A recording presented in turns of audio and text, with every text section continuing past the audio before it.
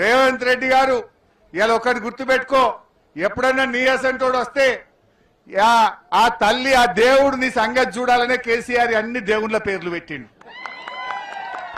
ఇవాళ మనుషుల పేర్లు పెట్టలే కేసీఆర్.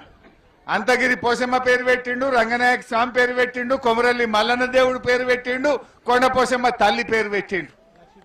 ఇవాళ ఏమైపోయింది?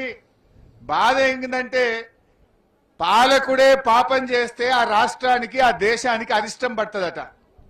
ఈ రేవంత్ రెడ్డి ఏం చేసిండు? పార్లమెంట్ ఎన్నికల ముందు ఓట్లు వేసుకోవాలని కనబడ్డ దేవుని మీదల్లా ఒట్టు పెట్టిండు.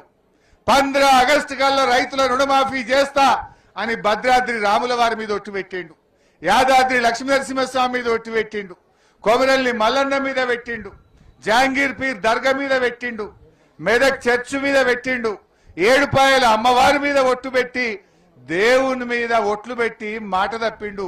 ఇవాళ రేవంత్ రెడ్డి దేవుళ్ళ మీద ఒట్టు పెట్టి మాట తప్పిండు రేవంత్ రెడ్డి. దాంతో ఇవాళ ఏమైంది? దేవుడు ఊకుంటాడా? దేవుని మీద ఒట్టు పెట్టి మా పాలకుడే మాట తప్పితే ఆ రాజ్యానికి అరిష్టం పడుతుందట.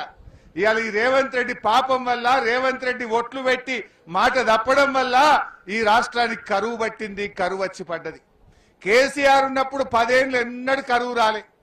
కాంగ్రెస్ వచ్చింది, మళ్ళా కరువు వచ్చింది. రేవంత్ రెడ్డి మాట తప్పి దేవుని మీద ఒట్టు పెట్టి మోసం చేసిండు. ఇవాళ అరిష్టం పట్టుకున్నది, కరువు వచ్చిన పరిస్థితి వచ్చింది. అసలు ఈ రేవంత్ రెడ్డి వచ్చిన తర్వాతనే రైతులను ఇవాళ అడుగడుగున వంచిస్తున్నాడు.